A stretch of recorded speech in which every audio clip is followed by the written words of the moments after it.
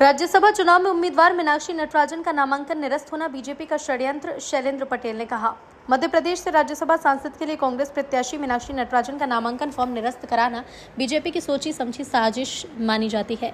ये बात जिला कांग्रेस संगठन प्रभारी शैलेंद्र पटेल ने कांग्रेस कार्यालय में कही। कांग्रेस जिला संगठन प्रभारी शैलेंद्र पटेल, जिला कांग्रेस अध्यक्ष देवेंद्र पटेल, मनोज अग्रवाल, प्रभात चावला, जावेद अहमद खान, राजू महेश्वरी, जावेद कादिर मौजूद रहे। कांग्रेस का आरोप है कि लोकतंत्र पर हमला हुआ है। कांग्रेस जिला संगठन प्रभारी पटेल ने कहा कि मीनाक्षी नटराजन का नामांकन रद्द करना सिर्फ एक उम्मीदवार के साथ अन्याय नहीं, ये लोकतांत्रिक प्रक्रिया पर गंभीर प्रहार है। कांग्रेस का तर्क है कि जिस निजी परिवाद का हवाला देकर नामांकन रद्द किया गया उसमें मीनाक्षी को अभियुक्त नहीं बल्कि प्रतिवादी बताया गया।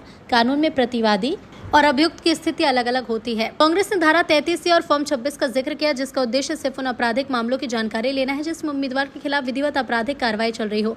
कांग्रेस प्रदेश अध्यक्ष जीतू पटवारी, नेता प्रतिपक्ष उमंग सिंगार, महासचिव हरीश चौधरी, सांसद डॉक्टर विवेक तनखा, अभिषेक मनु सिंघवी समेत पूरा नेतृत्व सवाल कर रहा है।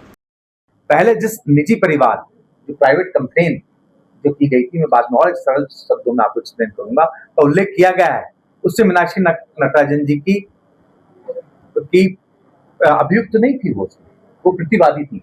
वो कोई उसके लिए डायरेक्ट उनके खिलाफ कंप्लेन नहीं हुई थी, वो प्रतिवादी थी कि उन्होंने कोई अपराध उनके द्वारा नहीं किया गया था कंप्लेन में, लेकिन को प्रतिवादी के रूप में, रिस्पोंडेंट के रूप में दर्शाया गया है। तो प्रतिवादी और अभियुक्त की कानूनी स्थिति अलग अलग होती है, दोनों एक नहीं होते हैं।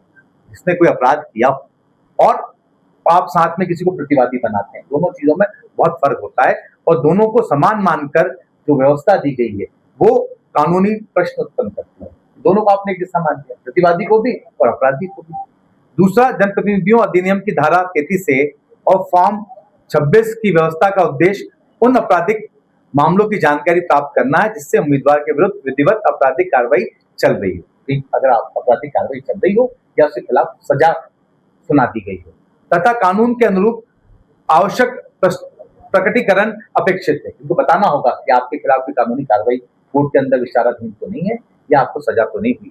कांग्रेस का मत है कि जिस आधार को नामांकन निरस्त करने का कारण बताया गया वो इन प्रावधानों की भावना और व्यवस्था से मेल नहीं खाता।